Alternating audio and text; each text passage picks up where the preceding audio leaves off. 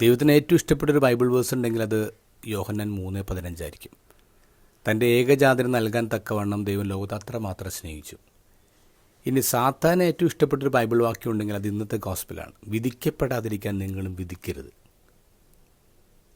Christians ആയാലും അല്ലാത്തവരായാലും ഏറ്റവും കൂടുതലെടുത്ത് പ്രയോഗിക്കുന്നൊരു വാക്കാണിത്. വിധിക്കാൻ പോകണം എന്തിനാ? വിധിക്കേണ്ട കാര്യമില്ല.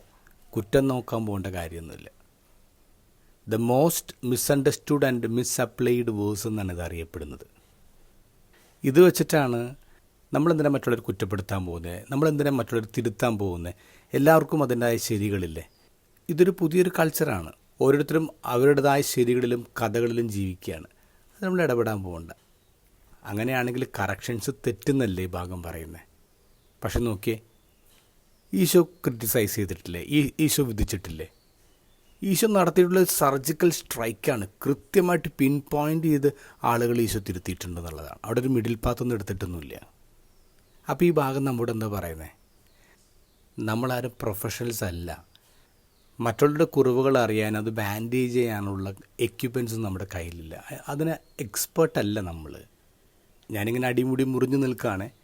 ഉണങ്ങാത്ത മുറികളാണ്. എന്നിട്ട് മുമ്പിൽ നിൽക്കുന്നതിനോട് ഞാൻ പറയാൻ, എടാ നിൻ്റെ ശരീരത്തിലൊരു ചൊറിയുണ്ടല്ലോ, ഞാനത് ബാൻഡേജ് ചെയ്ത് തരാം. കണ്ണിൽ തടിക്കഷ്ണം കയറ്റി വെച്ചിട്ട് അവരെൻ്റെ കണ്ണിലെ അറക്കപ്പൊടി തേടി എന്തിനാ പോകുന്നത്?